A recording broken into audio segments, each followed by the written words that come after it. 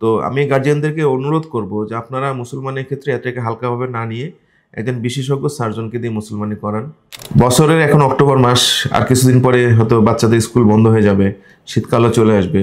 শীত সম্পর্কিত অনেকগুলো সমস্যা বাচ্চাদের হয়, তার মধ্যে এই শীতকাল আসলে আবার মুসলমানের একটা মানে গার্জিয়ানদের এই পড়ে যায় যে যেহেতু স্কুল বন্ধ থাকে বাচ্চাদেরকে মুসলমানি করানোর একটা থাকে।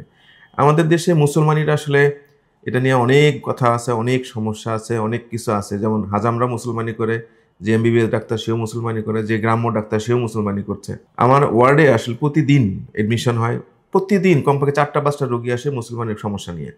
হাজামকে দিয়ে মুসলমানি করাতে গেছে, পেনিসের অর্ধেক কেটে গেছে, মাথা কেটে গেছে, অথবা পেনিস ঠিক মতো হয়নি, অথবা অনেক পরে আসছে মুখ বন্ধ হয়ে গেছে, অনেকগুলো সমস্যার কারণে। তবে আমি গার্জিয়ানদেরকে রিকোয়েস্ট করব, মুসলমানিটা আসলে এত সহজ অপারেশন না।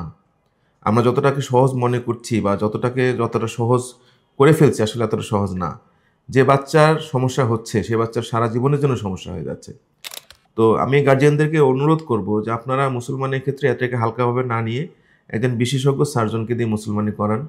আপনার বাচ্চা এখন ছোট, বিয়ের পরে হয়তো সমস্যা, যদি নর্মালি করান তাহলে হয়তো সমস্যা হতে পারে। আমাদের মুসলমানের যে ধরন, যে দেখতে যত সুন্দর, অন্যদের ক্ষেত্রে এরকম হয় না। হাজামরা কোনো অ্যানাটমি জানে না। সো আমি রিকোয়েস্ট করব যে মুসলমানের ক্ষেত্রে আপনারা খুব ধৈর্য ধরে একজন বিশেষজ্ঞ সার্জনকে দেখান, শিশু সার্জনকে দেখান, তারপরে মুসলমানি করান, এবং দুইটার মধ্যে পার্থক্য আপনারা বুঝতে পারবেন। ধন্যবাদ।